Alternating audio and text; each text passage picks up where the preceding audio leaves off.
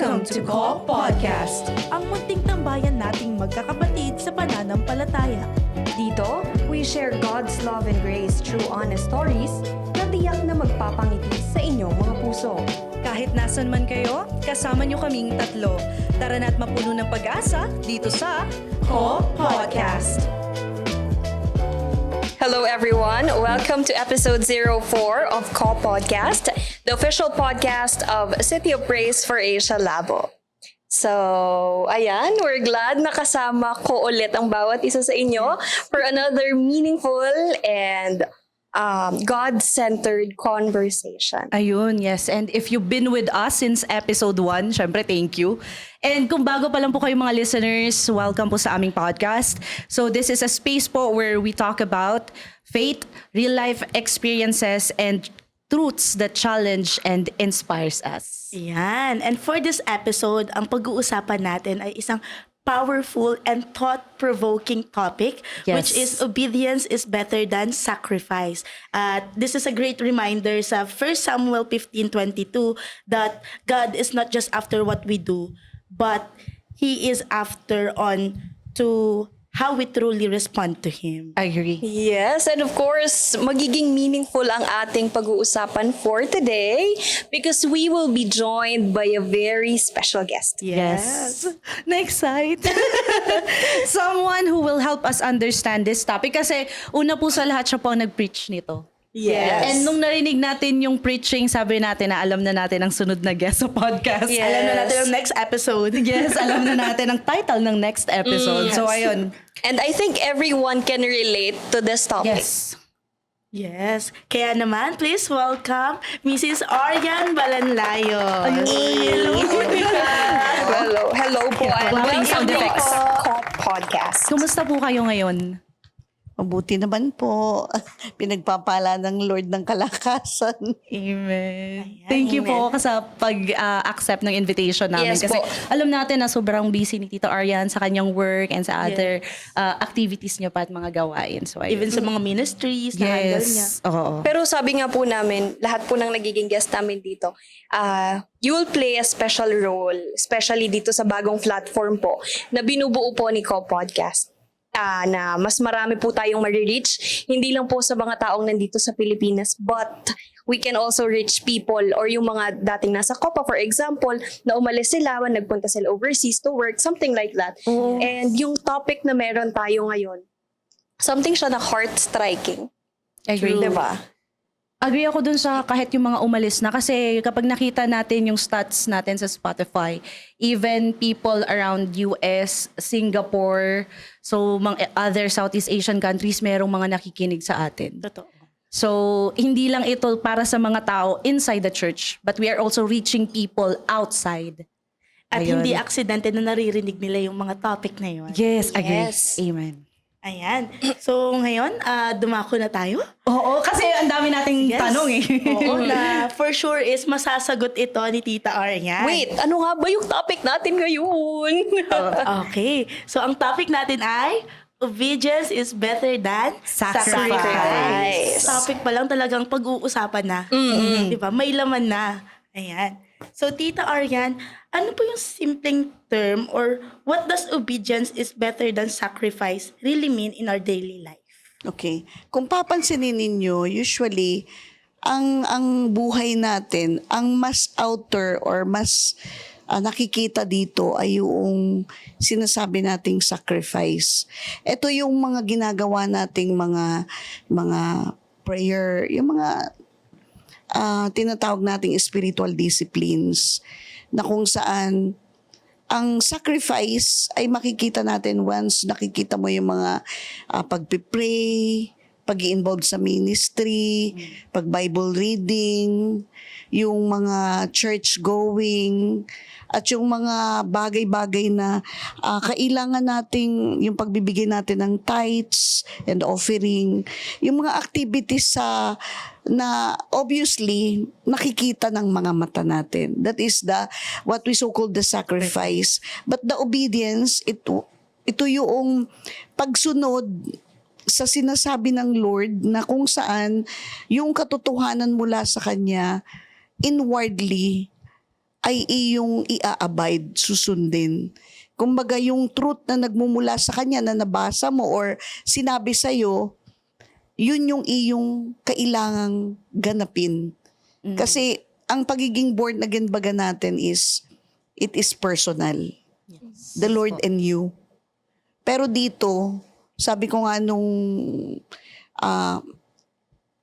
ang obedience kasi is kumbaga you cannot do sacrifice alone. Yung sacrifice ay bunga ng iyong pag-obey.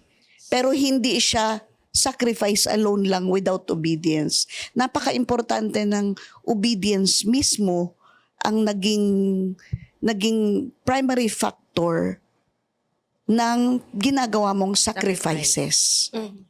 Yun. Okay po. Ayan. Yes. So, can you share po a simple real-life example kung paano po natin mai-apply yon sa ordinaryong buhay po natin? Okay. Yung obedience. So, ang usually kasi, personally, kailangan ay lagi kang nakakonect sa Lord. Personally, lagi kang nakikipag-usap. At sa bawat isa sa atin, may iba't ibang dealing ang Lord. Iba't iba ang sitwasyon natin. Kumbaga, kung ikaw ay buhay may asawa, may ididil sa'yo ang Lord na patungkol sa pagiging may asawa mo. Agree Na ka which ba? is bago sa'yo. Agree. O, diba? Tapos, may struggle na nararanasan ka. Pero still, you're a Christian, you're doing everything to make your relationship sa Lord ay ipagpatuloy, gawin. So, may prayer life ka, meron kang attending church, nagba-Bible reading ka. Pero may mga pagkakataon na yung dinidil sa'yo, kailangan you take it seriously. Pero hindi ka nga minsan seryoso kasi may religious activities ka. So, ang nangyayari ngayon, kailangan mong makinig sa sinasabi ng Lord sa'yo. Yun na yung sinasabing inward manifestation na dapat mong gawing isagawa. Na alam ng Lord at ikaw kung nag-a-abide ka o hindi. Kasi katulad doon nangyari kay Saul, nakita sa buhay niya yung hindi siya nag-abide. Yes. 'Di ba? Na despite of his position, despite of the things na nangyari sa kanya, kasi nakita niya hari na siya. And hindi niya, yung position niya, minsan nagiging hinder para hindi niya masunod yung sinabi ng Lord sa kanya. Kumbaga, which is, yun na rin ang naging downfall niya. Sa atin naman, kapag tayo ay hindi nakinig sa Lord dun sa mga simple things na, pero sa totoo lang mahirap gawin. Yung sinasabi nating simple things, submit to your husband. Wow. Submit to your husband. Ayan kasi yung pinakaunang experience ko na Agree po. struggled ako. Ay, nag-agree din siya. Agree Kami po po. ni Nicole, sige po, makikinig po. Tamang kinig lang muna tayo. Married diba? na kasi sila. Yan At yung least mga magsaserve truth to sa as Bible aral. na ang Lord ay ma-speak sa'yo. Diba? Pagdating naman sa leaders, yung pride. Be humble like a dove. May mga ganon. And be wise like a serpent. May mga ganon. Pagdating naman sa mga bata, ano naman, kabataan. Yes. Honor your father and your mother. Mga Yeah, kabataan, diba? Nicole. Mga Pero kabataan. Yes, yun yung mga bagay kabataan. na nag-i-struggle tayo. Deep inside, it talks sa natin, sa inner self. Nagsasalita siya. Iba ito dun sa outward manifestations. Kasi ginagawa na nating routine yung ginagawa nating spiritual disciplines. Pero merong inward sinasabi ang Lord sa atin na kailangan natin ding bigyang focus. Minsan yun ang ninineglect natin. So dito po sa para lang po ma-differentiate siya. No? So yung sacrifice po, more on outward action siya. While obedience comes from the heart. Yes. So how can we tell po if what we are doing is just sacrifice and not obedience? Katulad niyan, kung halimbawang makikita mo kasi kung sacrifice lang hindi natagal, magiging inconsistent ka. And makikita mo din ang heart mo kung ginagawa mo lang yon out of yung pride mo. Kasi pag nakanti yung sarili mo na gagawa at gagawa ang Lord ng paraan para gisingin yung humility sa'yo. Pero tatanggihan mo siya kasi gusto mo yung pride mo. Makikita mo rin yan. Sa experience bilang mga nasa leadership, experience bilang mga namumuno, katulad niya kung pastor ka, kung ikaw ay namumuno sa ministry, kung ikaw ay nagagawa ng ministry work, tapos gusto mo lang nasa taas ka, may darating ang time na i-humble down ka ng Lord, hindi ka tatagal. Kung sacrifice lang po talaga. Yes. Kasi kailangan yung obedience, ma-develop sa'yo yung persistency, yung humility mo, ma-develop sa'yo yung clinging o yielding mo sa Lord. Na no matter what, you will stay. Pero ang isang taong sacrifice lang ginagawa, hindi yan nagtatagal. Na-give up yan agad. Pride kasi. Yun. And at the same time, minsan makikita mo yung mga work nila, may ulterior motive. Unlike ang isang taong nag-o-obey, ang motto niyan, to give God the glory. The best maker ever. Ganun. Ayan. So, meron po bang mga signs na we are already drifting into performance instead of genuine obedience? Makikita mo yan kung hindi naman nakikita ng puso mo yung iyong sariling response. Maaring hindi yan nakikita ng iba kasi nakikita yung galing mo. Yes, agree. Kasi pag magaling ka, siyempre nag-create ng pride. So, ginagaling mong performance pag may nakatingin. Kakanta na talaga. Oo, di ba? Pag walang nakatingin, doon nakikita yung ring-it mo. Ibig sabihin, irritable ka. Ay, parang gusto niyo po na-recognize din kayo. Yes. Kaya pag may nakakamera, okay na okay ka. Pero pag wala na, Focus sa out of the camera. camera, kita na agad yung ugali mo. Okay. So kung performance yan, makikita ng tao kapag nasa likod ka na ng camera, wala nang nakatingin. Sino makakakita niyan? Yung mga kasama mo sa bahay or kasama mo sa ministry na mabababa sa'yo. Yes. Siyempre, sila yung makakakita ng reaction mo sa mga sitwasyon. And at the same time, yung bagay na yun kasi, kinakailangan ay marunong kang mag-reflect sa buhay mo. Makikita mong performance lang yan na doon ka kasi parang nagiging ang tawag dyan, Parang yung drive mo po. pampalakas sa'yo. Kapag may nakakakita. Pero kapag wala na, walang subukan mong hindi yan i-appreciate ng iba. It's either doon na siya. magtampo or mawala ng gana. Lulugo yan. Yes. Doon mo makikita. Pero ang unang-unang nakaka-recognize din yan ay puso. Puso niya. Kasi masalita pa rin ang Lord sa kanya. Amen.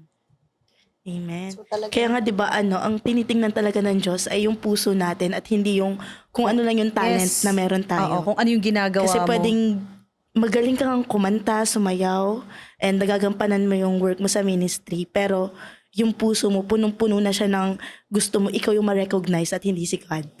And even yung mga hindi nag-work sa ministry, sabihin natin like yung mga church-goer lang talaga, yung mga lagi lang silang attend ng church kasi to compensate ba kung ano yung Yes. ginawa nila for Monday hanggang Saturday. Okay, attend ako ng Sunday para naman masabi nilang may Lord pa din ako. Or for the sake Nag-attend of the ako. word Sunday. Oo. So yun yung sacrifice naman ng iba na attend na lang ako ng Sunday. Pero Monday Pambawi. Monday to Saturday walang Lord sila sa So, buhay nila. Dito sa mga simpleng bagay na to, or hindi siya simple actually, pero dito pa lang makikita mo na powerful talaga yung obedience than sacrifice. Oo. Agree. Ayan. I agree. Pero may nabanggit din kasi kanina si Tita Arian na akala kasi natin yung simple, talagang simple lang. Pero yun kasi talaga yung mahirap eh. Siguro balikan natin, halimbawa for example, yung pagsunod mo sa mga magulang mo, for example, para sa mga kabataan. Minsan, akala mo, you're doing good, you're doing great, pero pag inutusan ka, for example, maghugas, nagalit ka na kagad. So, Totoo. diba? Parang it speaks a lot on yourself. Something like that. Totoo yan. Yung pagdating sa ministry, ang galing mong sumunod. Tapos pag nasa bahay niya na, ma, pwede mo muna, pagod na po ako. Pagod na po ako, nagsayaw na ako. Diba? Yung ganun pangyayari. At talagang, totoo yan. So, sa mga kabataan out there, matuto tayo sumunod sa mga parents natin. O, sa mga simpleng Ayan. utos, di ba? Yes. Hindi lang yun. Delayed obedience is disobedience. Yes. So, kailangan hindi, wait, mommy. Yeah. Parang may experience si Tita Argan doon. Pwede pa ba kayo mag-share? Ay, hindi na. So, mahilig sa wait. Kabataan ngayon, in general, wait ang madidinig mo. Ito ang pambansang salita ng kabataan ngayon. Dumaan din ako doon, wait po, Ako wait din. lang. Agree naman ako. Lalo nung high school. Ay, nagagawa ako ng project. Ay, Wait lang, May paano, i-justify mo yung wait mo na may assignment pa po ako, may projects pa ako. Pero tapos na binabagalan lang. Kasi ayaw sumunod. Pero mali pa rin yun. Hindi siya magandang Yes. example para sa mga kabataan. So, yun, going back po dun sa topic din natin talaga. Nabanggit niyo po kanina yung about kay King Saul. So, King Saul offered sacrifice but still disobeyed God. So, ano po yung lesson na makukuha natin from his story? Ang lesson na makukuha natin dito is, kung titignan mo, si King Saul is a king. King. Ibig sabihin, namumuno. Siyang tinitingala at nire-respeto. Pero hindi siya exempted para sa salitang disobedience. Hindi siya exempted na magkaroon ng ganong attitude. Kumbaga, it applies na kahit na anong position mo, kahit nasa mataas ka na, kahit na alam mo na yung katotohanan patungkol sa salita ng Diyos, you are still subject for this kind of testing. Na kung saan dito sinubok si Saul sa kanyang paraan ng pagdidesisyon. Kumbaga nagdesisyon siya na gawin dahil sa impatience niya, yung pag-offer ng alay, ng sacrifice na dapat ay kay dun sa prophet. Pero hindi niya ginawa dahil nainip siya ang gumawa. Kumbaga hindi naman, it's not allowable. Pero ginawa niya yun. Dahil iniisip niya, Siya yung king. hari naman siya. Kaso, nalungkot ang Lord dun. And pinangalawahan pa nung pagde-decide niya, nang sinabi ng Lord na patayin na ang lahat ng hayop nang makikita ninyo dyan. Pero ang ginawa niya, tinira niya yung magaganda. Which is tayo hindi exempted na nagsarili ding desisyon tayo. Kahit sino, kahit may pero karamihan na tempting ang ganito, lalong-lalo na kapag nasa position ka, may mga time mas nalilimutan mo yung magtanong muna sa Lord. Ang natuwa ko dun sa isang nabasa ko nga yung si David, pumunta muna at nagtanong sa Lord. Bago siya, kasi nasa 1 Samuel ako, bago siya naggawa ng desisyon, ang Lord muna ang tinanong niya. Which is natuwa ako kasi yung nabasa ko tungkol kay Saul, nagsarili siya magdesisyon kahit may instruction ang Lord. At pag alam niya, si David, pag alam niyang kailangan patayin lahat, pinapatay niya talaga lahat. He delivered every instruction ng Lord na pulido. Which is, gano'n na lang yung respeto. Kumbaga sa obedience is better than sacrifice kasi. Napakahalaga ng obedience kasi ang ginugroom dito ay yung puso natin. Yung ating pagkilala. Sa nangyari kay Saul, isang malaking aral yun kasi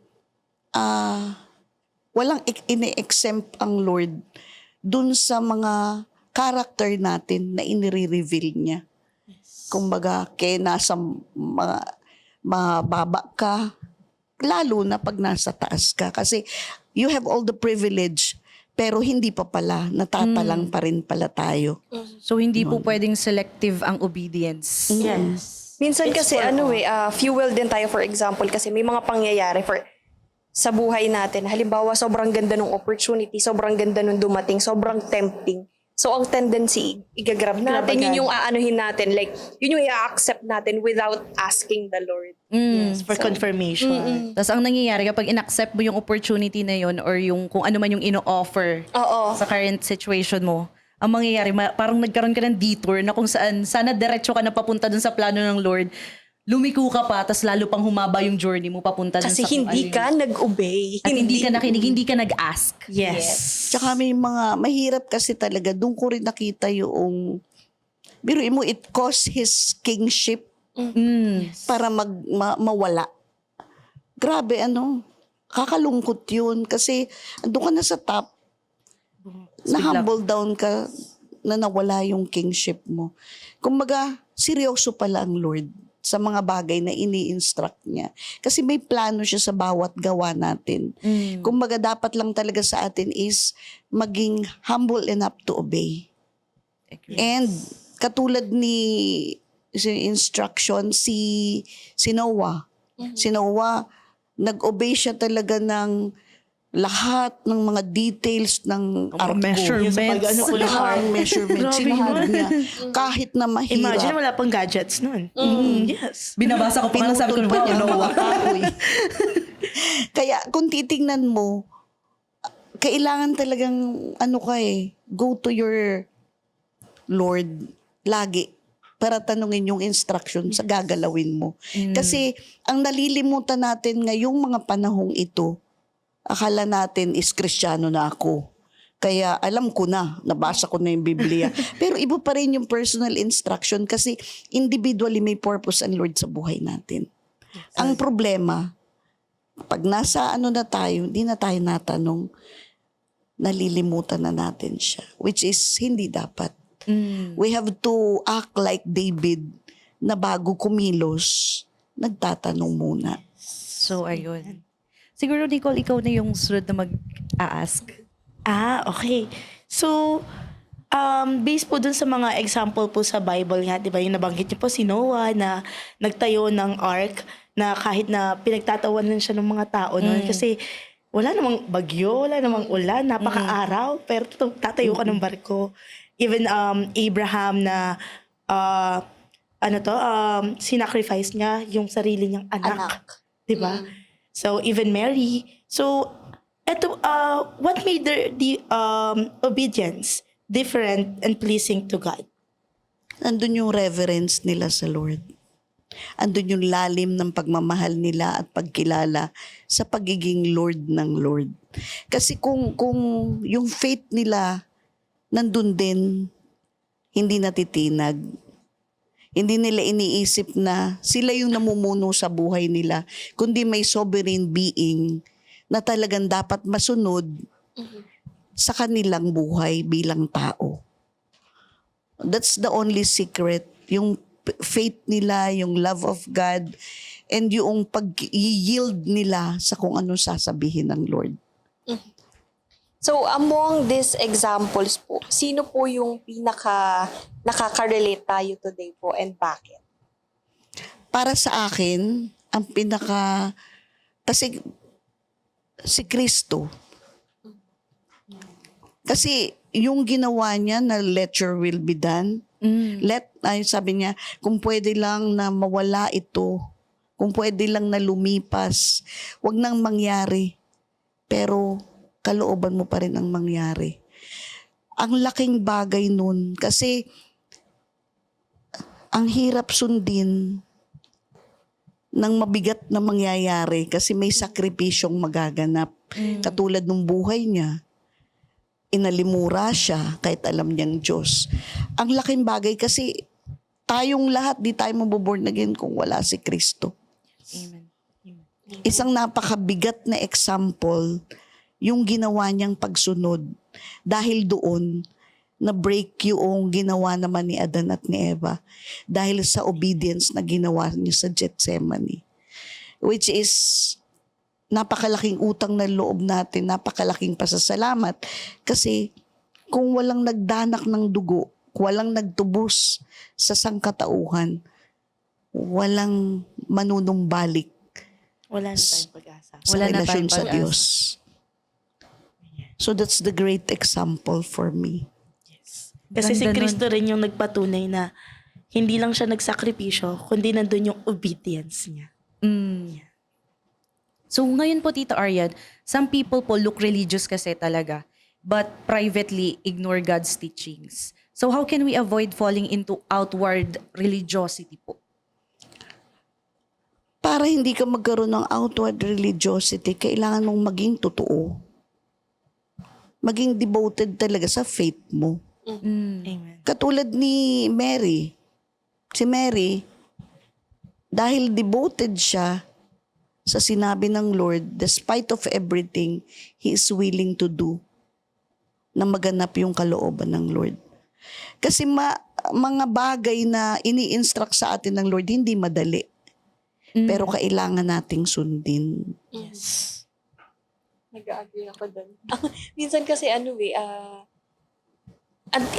pinipili lang natin talagang sundin yung tingin nating magiging convenient para sa Agree. atin. Oo.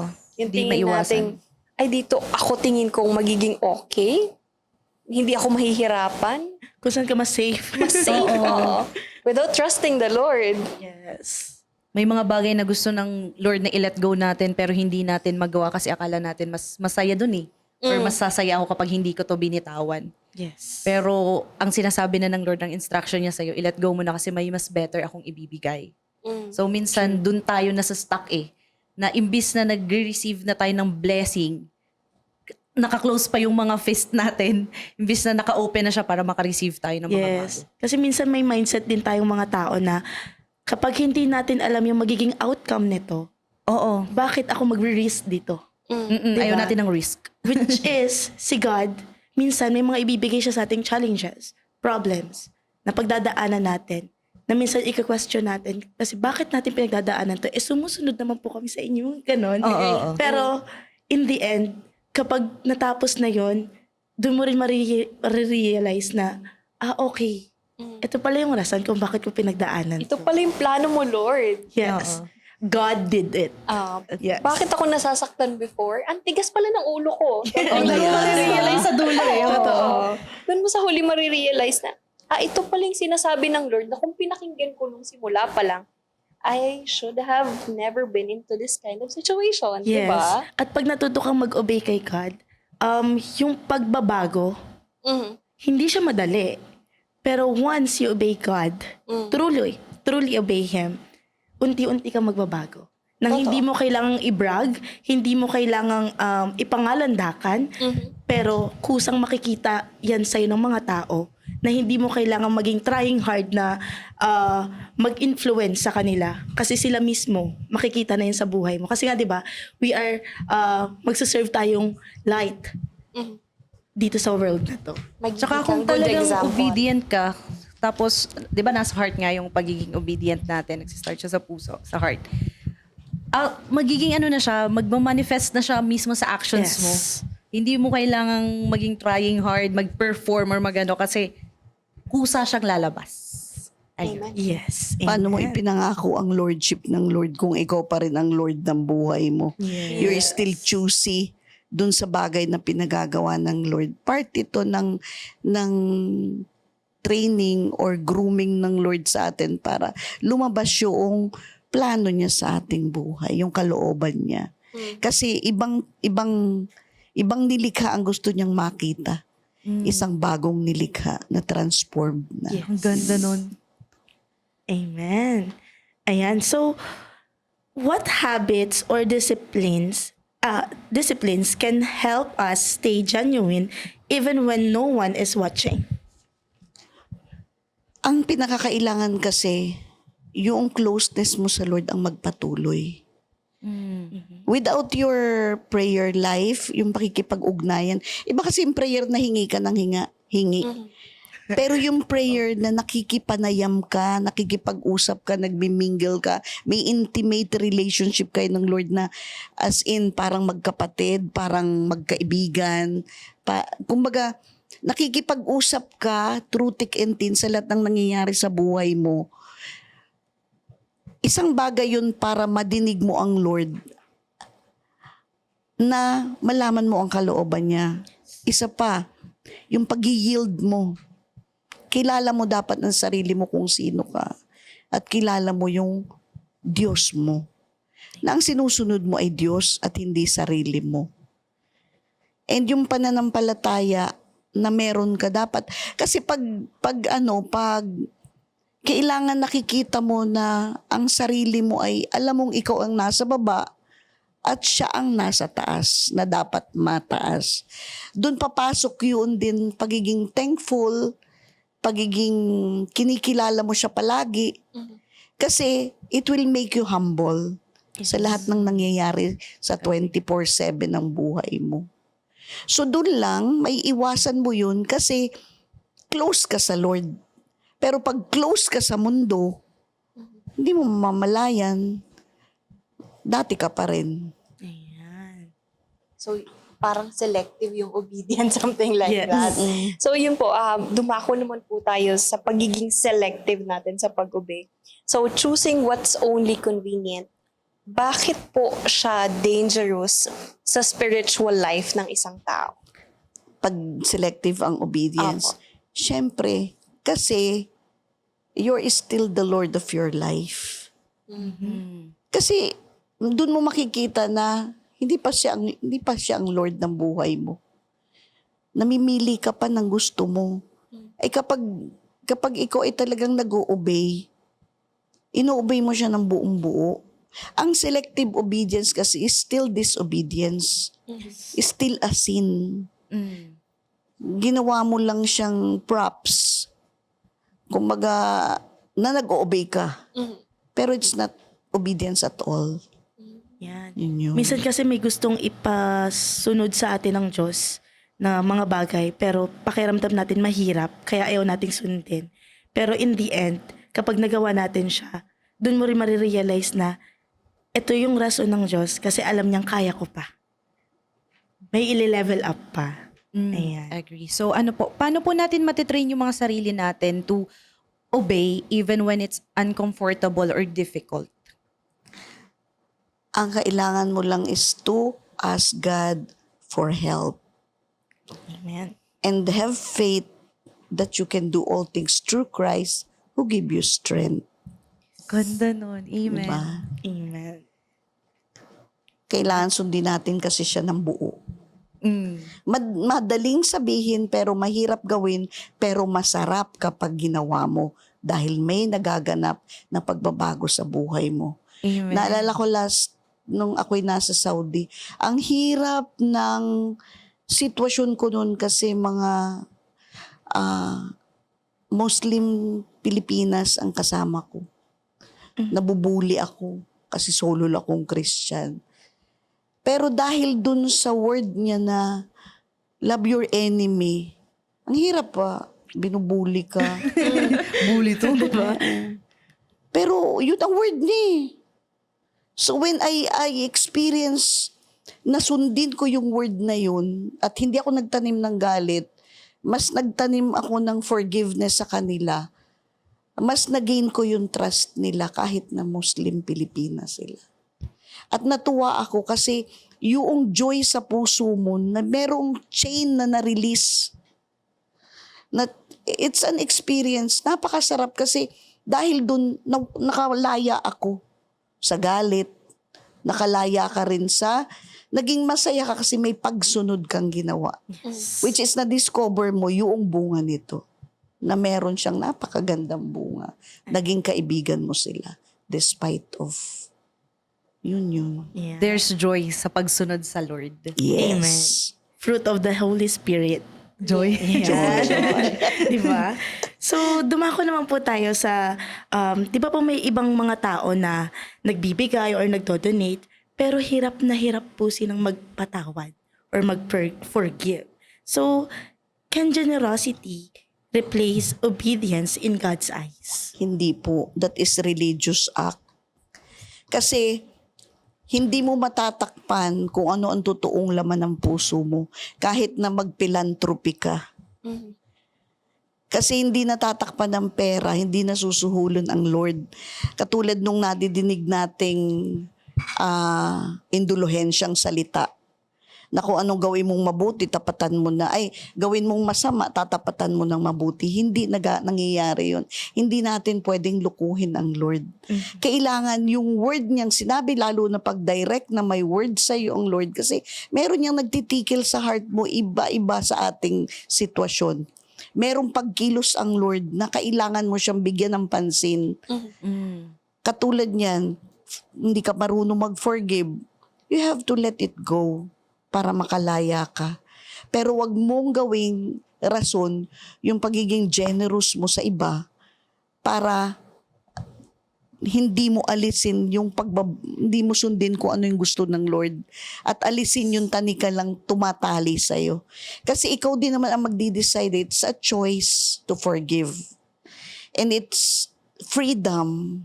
Kapag naranasan mo ito, mas malaking tawag dyan, mas malaking kalayaan ang mangyayari sa'yo kasi ulit-ulitin mo nang magpatawad.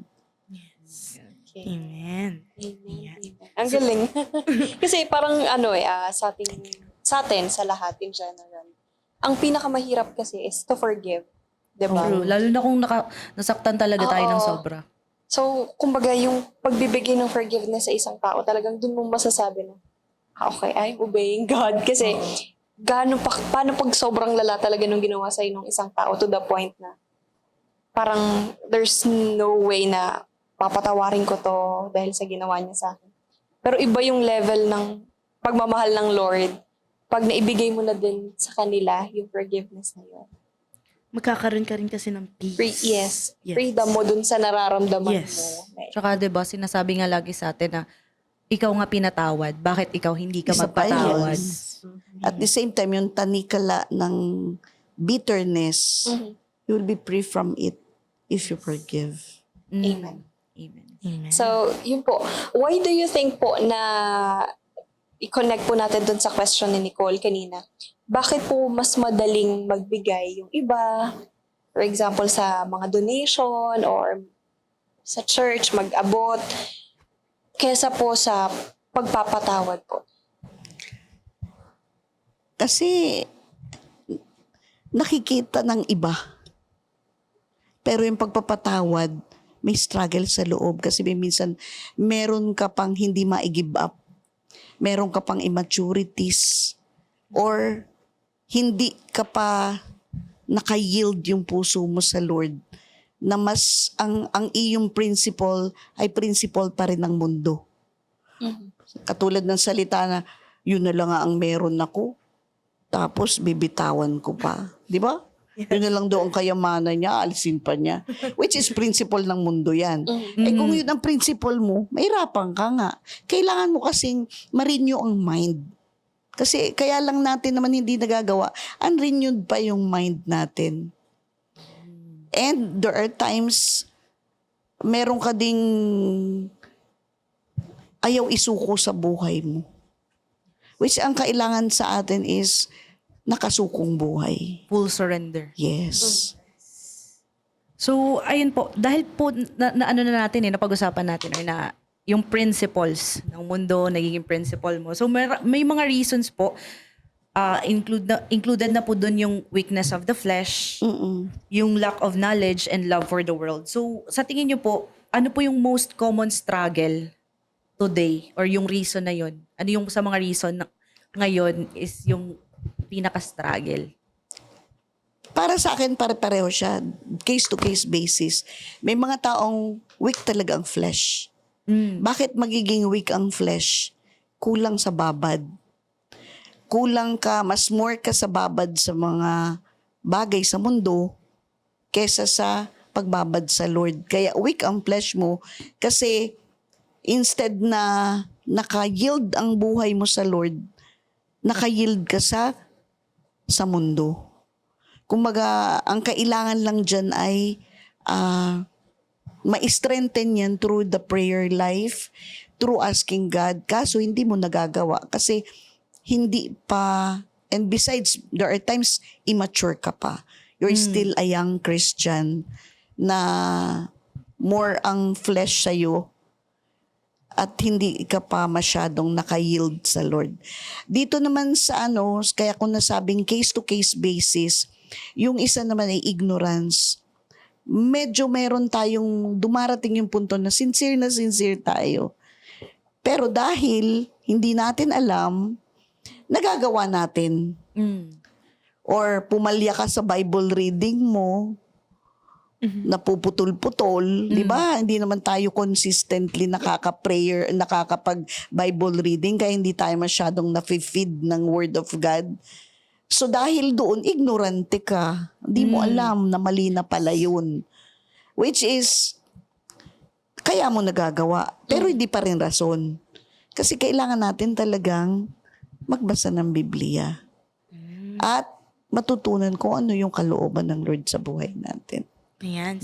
So, in connection po dun sa mga struggles sa sinabi po ni Ate Aika, ano po yung first step to overcome that struggles? So, ang step natin to overcome this struggle ay talagang yung maging totoo ka sa iyong faith. Amen. Kapag ikaw ay nakakilala sa Lord, go to it. Tuloy-tuloyin mo. Kasi without yung mga spiritual disciplines, ang sabi ko nga sa inyo, gagawin natin yung mga spiritual disciplines dahil nag-o-obey tayo. Yes. So, ma-overcome natin yun kasi kumpleto ang prayer life mo. Nagbabasa ka ng Biblia, ga-attend ka ng church, ga-attend ka ng discipleship, tapos active ka sa ministry, maraming natututunan doon. So ngayon, yung mga weaknesses na yun, magmamature yun. Bibigyan tayo ng Lord ng kakayahan to learn through our pakikipag-usap sa Kanya, pakikipag-usap din sa kapwa natin, at makikita natin yung totoong sitwasyon ng buhay na magmamature sa atin. Na naa-apply din natin ang Word of God. Doon din papasok yung faith mo sa Lord. Ia-apply mo kasi siya. Magpapatuloy yung humility kasi yun naman ang salita ng Lord. We have to be humble sa lahat ng oras.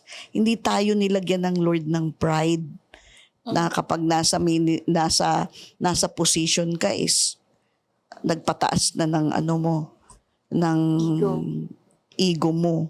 Kailangan ang paa natin laging nakatapak sa lupa. Dahil alam nating nasa lupa pa tayo. Iba na yung paglumutang. Nakakatakot yan pag lumulutang na yan. Ang ibig sabihin, ang ibig sabihin kasi doon yung stay humble. Opo. At alam mo kasi pag humble ka, natutuwa ang Lord sa'yo. Always ang motto mo is, give glory to God and be a best maker sa buhay mo. Ng lahat ng ginagawa mo ay para sa Lord lahat at hindi sa tao. Kasi magiging man-pleaser ka. Kaya ka bigay ng bigay. Nagbibigay ka ng mga panglabas na anyo ng gawain para makita ng iba. Man-pleaser ka niyan. Pero hindi dapat ganun eh. You have to be a God-pleaser sa lahat ng oras. Amen. So, yun. Okay. Minsan po, di ba, yung obedience, nade-delay yung obedience at or hindi tayo nakakapag-obey. Kasi minsan, yung mga nakakasama nating tao is hindi po sa Lord, or parang, paano ko ba siya sasabihin?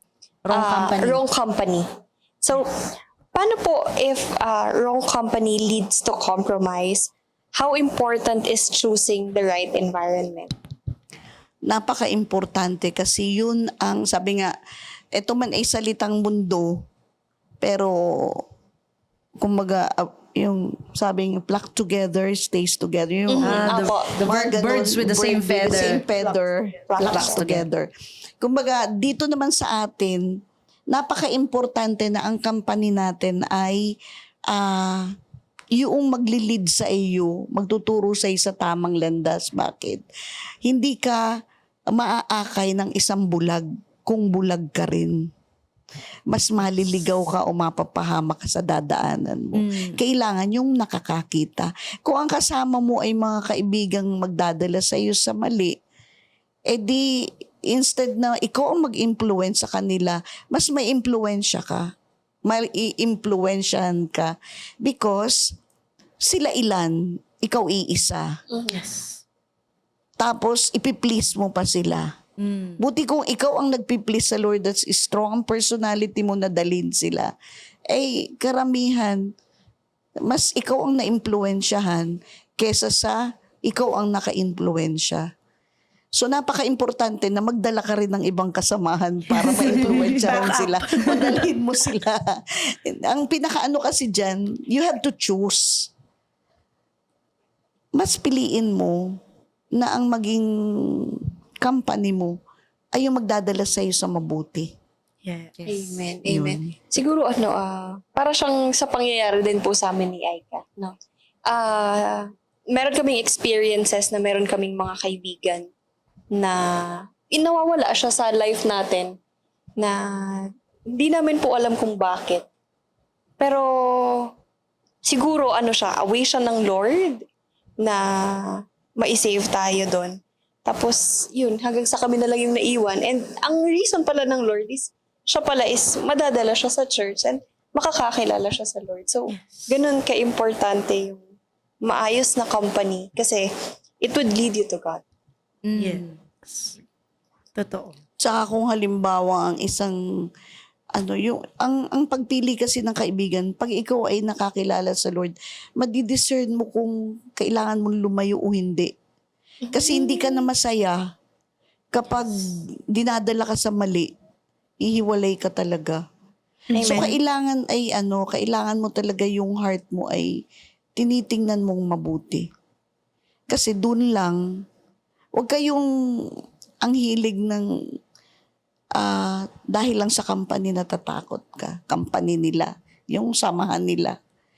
Which is, ang Lord naman ay isasabi sa iyo na mali na yan. Tuturuan ka kasi para ma-renew din yung mind mo. Gagawin kang i-uphold ng Lord yung level of maturity mo. From infant to child into adult. Pero mangyayari lang yun kung magkakaroon ka ng good company. Yes. Isa ring factor ang good company. Mm-mm. So, ayun po, Tita Arian, what advice can you give to someone po who is stuck in an unhealthy environment pero gusto po nilang mag-obey? Kasi, for example po, believer ako, tapos may mga friends, syempre pagpapasa, halimbawa, sa mga students po, papasok sila sa school, and Not everyone is believer naman. Paano po nila, paano po sila makakapag-obey pa din kahit ganun yung environment? Stay in the presence of God even in the environment na mali. Ibig sabihin yung nasa environment ka na hindi mo nakikita yung company na katulad mo. Which is, ma-maintain mo lang yan kung nagpapatuloy ka pa rin sa Lord despite of. Kasi ang Lord naman mag-guide sa iyo kung ano ang dapat mong gawin. Ituturo niya sa iyo. Kasi matutunan mong ngumiti, kumilos ng tama, nang hindi nagko-compromise. Kasi si Lord ang partner mong kasama mo everyday ng buhay mo dun sa environment na yun. Kaya hindi ka pwedeng yung sumasabay sa mundo. Kung ano yung takbo ng mundo. Kailangan ay inwardly connected ka. Napakahalaga dun. Kasi magre-remind at magre-remind yan. Kahit ang environment mo ay kakaiba. Opo. Kasi syempre, estudyante ka, imposible namang, pero may makikita kang somebody that will be your company pa rin. Kahit na Yes. kakaiba ang environment na yun. Example, katulad noong panahon na ako ay nasa malayo, di ba? Muslim country yung lugar ko. Lalagyan ka ng kasama ng Lord na mag-aano sa'yo. Magpapakitang, may company ka. Magsisend sa'yo ng kasama. Amen. Agree. Agree po. Magsisend sa'yo.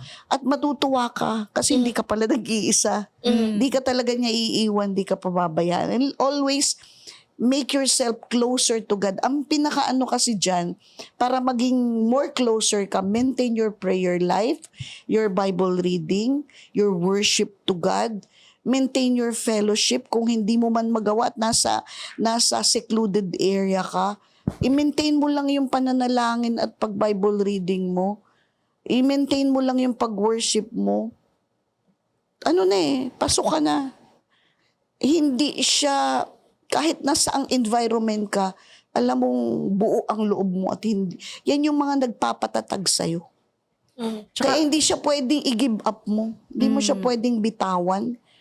Tsaka as a Christian naman po, hindi naman po natin ina-advise yung mga nakikinig sa atin ngayon na i-exclude mo yung sarili mo dun sa environment. Kasi isa po, pa hindi natin po sinasabi dito na humiwalay ka. Kasi kung may Christ ka sa puso mo at nagmamanifest siya sa actions mo, ikaw yung makakadala dun sa environment na yun. Yes. I agree. Hindi ikaw yung madadala. Yes. Kasi kung tunay na may Jesus ka sa puso mo, hindi ka magpapadala dun sa kung sino man yung mga kasama mo. Yes. Magiging kang light dun sa mga nakakasama mo. Oo. And agree ako dun sa sinabi ni Tita Arian na grabe talaga yung struggle. Lalo po yung tumira ka sa Muslim country. Tapos lahat ng kasama mo may balot yung ulo. Tapos ikaw lang yung ganito, yung labas yung ulo mo. Paano yung magiging action mo dun, di ba? Pero I agree, magpapadala ang Lord ng company. And ang nakakatuwa kasi dun is alam mo na hindi ka iniwan ng Lord, hindi ka pinabayaan. Binless ka pa din yan ng taong makakasama. Amen. And besides, if you're in the field na kakaiba, see to it na maging light ka nila. Yes. Sila ang madadala mo. Makita nila na kakaiba ka. Kaya mag-wonder sila, bakit kaya itong taong ito ang bayat or something like that? Bakit iba yung aura niya, iba yung binibigay niyang light sa bawat. Yung pag pumasok ka sa isang room, masasabi agad ng mga kasama mo, born again kasi to. May Jesus siya. Or mag-open sila sa'yo ng problema mo kasi iba siya Oo. Born again siya. Ganon. I just want to share nung nasa kakagraduate ko lang. Pero nung nandun pa ako sa school noon, so meron akong mga group of friends din po doon na hindi sila fully believers, yung mga nandun. Pero as time passed by, kasi ina-ask ko rin po kay God na tama po ba na nandito ako sa circle na to? Dapat ba magpatuloy pa ako dito or lumayo na ako? Yun yung pinag-iisipan ko. And then, nagkaroon ng preaching noon one time dito sa church na not because unbelievers yung ibang taong nasa paligid mo, kailangan mo ng layuan. Sometimes, ikaw yung magsisilbing light sa kanila. Ikaw yung gagamiting instrumento ng Diyos. And then that time, lumapit sa akin yung isa kong friend na yun. Tapos nag-a-ask siya for prayer kasi hindi na niya alam kung paano niya i-handle yung struggle na pinagdadaanan niya po. Wow. Huwag kang umiyak, Nicole. So that time, dun ko na-realize na kapag nagpatuloy ka sa Diyos at talagang nag-obey ka sa Kanya and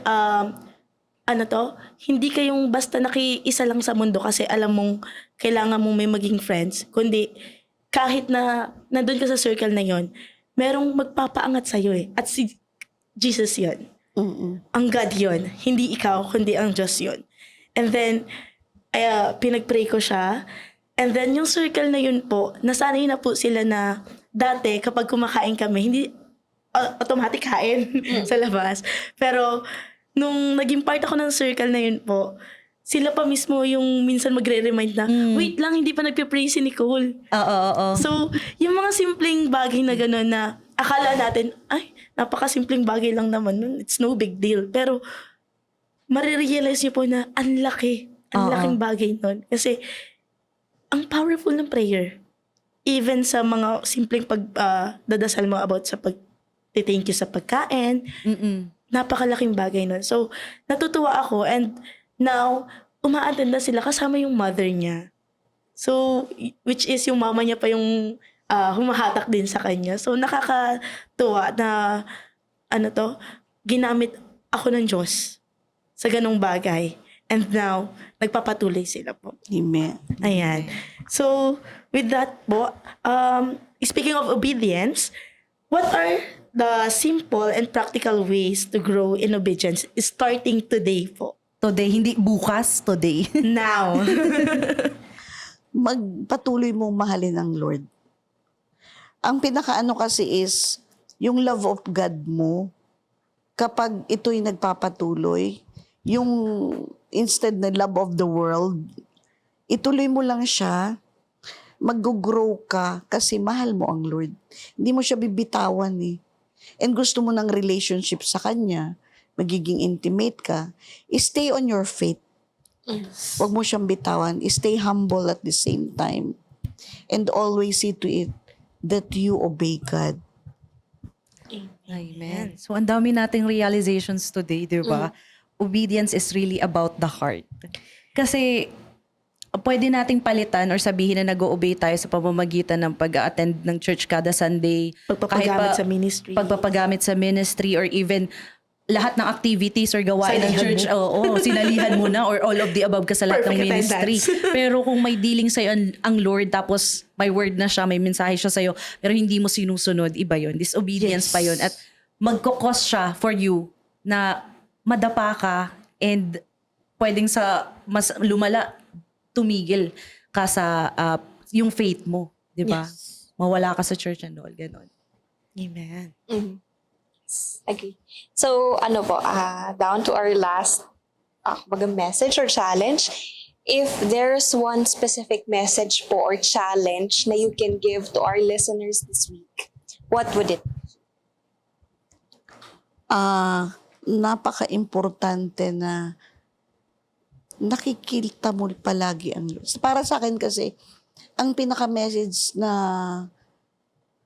dapat nating tingnan is, mahal mo ba talaga ang Lord? O kaya mo lang sinusunod ang Lord dahil may gusto ka lang nakaligtasan. Kailangan kasi, you see how God loves you.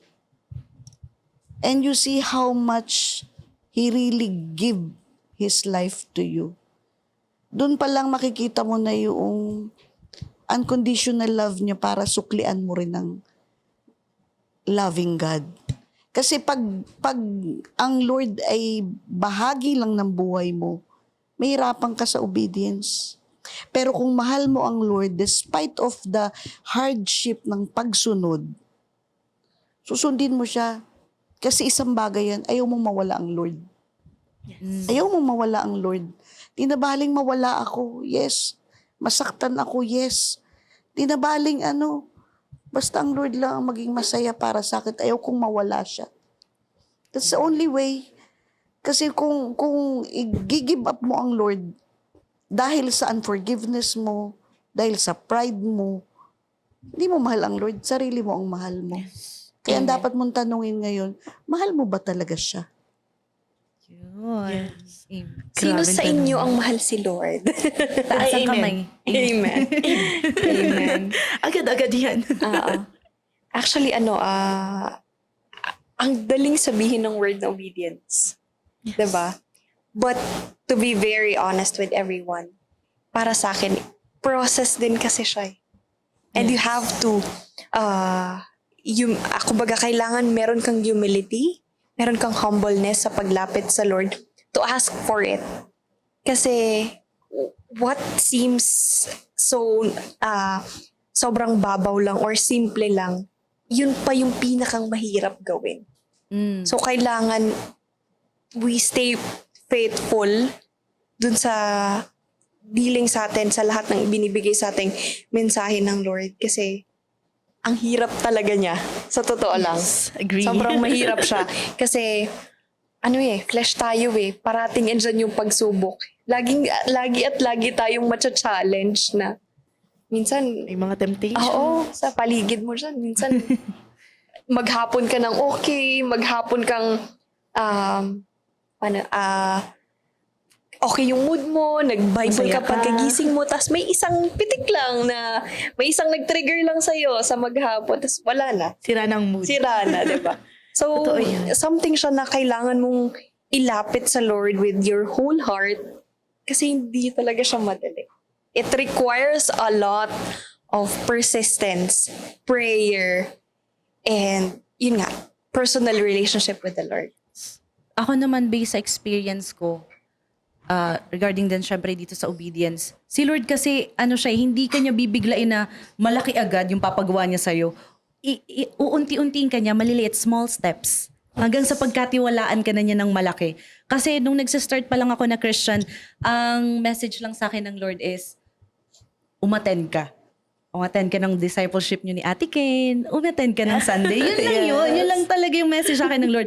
And then eventually, habang tumatagal ka, natututo ka na, nandiyan ka na lagi nag-a-attend ka na lagi, biglang magkakaroon ka na ng ministry, gagamitin ka na ng Lord to serve sa iba't ibang gawain. So, Nag-MC ka na. Nag-MC ka na bigla. So, yun, yung mga bagay na akala mo hindi mo kayang gawin. O tingnan mo ngayon, nagpo-podcast na tayo. Hindi ko akalain na first day ko umattend sa church at kinamayan ako ng mga lahat kasi ini-welcome ka. Makakarating pala ako sa point na to.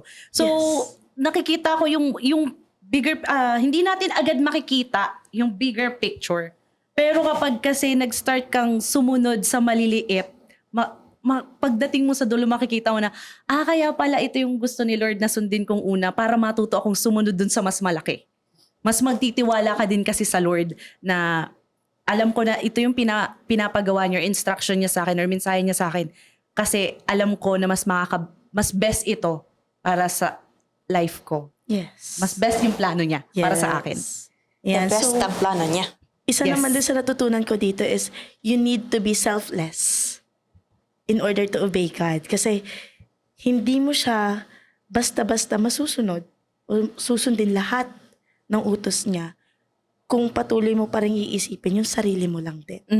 Because there are times na may ibibigay sa'yo si God na hindi lang para sa'yo yung gagawin mo, kundi makakahawa din to para sa iba. Ripple effect. Yes. Yung obedience mo makakadamay That's why din you ng need iba. to be selfless. Ayan. Ayan. Isa pa dito yung kailangan talagang, sabi nga, kung mahal mo siya, sundin mo siya. Diba? So, hindi lang siya lip promises, nagsasalita ka lang, pero hindi mo ginagawa. Kailangan mo siyang gawin ng buong buo. Kung totoong mahal mo, susundin mo. Wow. Parang grabe yung hugot nun. Hindi. Pero totoo yan. Totoo, diba? Ayan. So, thank you. Okay na ba tayo? Yes, of course. Actually, punong-puno. Punong-puno ng aral. Parang yung preaching ni Tita Arian Nahimay last ngayon. Sunday is mas nahimay pa. Oo. At talagang nag-uumapaw. At for sure, hindi lang tayo, kundi ang listeners din natin, marami silang mas magiging realization. Pinipicturean ko pa lang nun si Tita Arian, sila sabi niya yung topic. Guest natin to sa susunod. Yes. Parang na-design mo na. Na-sense mo ba? Yes. Ayun. So, Tito Arian, thank you so much po na nandito po kayo ngayon and in-accept niyo po yung invitation namin. Yes, thank you so much po. Sa ganito pong way, nasusupport niyo po yung pag-deliver ng City of Praise for Asia through Co-Podcast. Hindi lang po dito sa church natin, but to other people, not just in the Philippines, but around the world, to share po kung ano po ba talaga yung word ng Lord. Which is, yun naman talaga yung goal natin, di ba? Sabi ng Lord, we have to share the word to all nations. So, ito yung platform na binigay sa atin ng Lord. Thank you so much po. Maraming salamat sa pag-attend, sa pagsama sa amin sa araw na ito. And to our listeners, thank you po for tuning in. Ayan, so maraming salamat po, Tita Arian. Napakalaking bagay na naging guest natin si Tita Arian. Kaya naman, this has been Co-Podcast, where conversations speak truth.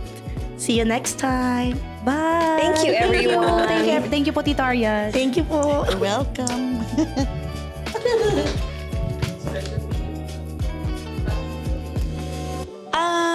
Sige na. Ba't ako? Wedding anniversary. Wedding anniversary kaya sige na. Tapos na. Charot. Oh my God. Thank you so much po.